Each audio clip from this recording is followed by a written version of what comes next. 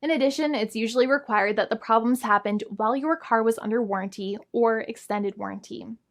Even if you no longer have warranty, but your problems happened while your vehicle was under warranty, you might still have a case. However, without any warranty, you cannot have a lemon law case in most situations. However, you might still have some legal protections such as breach of contract, auto fraud, or something else. The founding attorney of the law firm, Jimmy and I, would love to speak to you.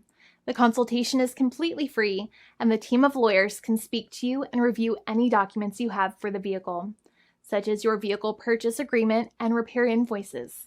Call now for a completely complimentary and fully free consultation with an experienced lawyer. It's free to call 1-800-400-5050 day or night, 7 days a week, or visit us at www.californialaw.com. Lawyers are waiting to speak to you and encourage you to call.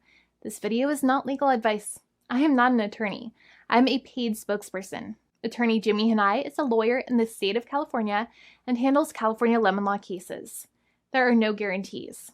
This legal advertisement is by lawyer Jimmy Hanai of CaliforniaLaw.com.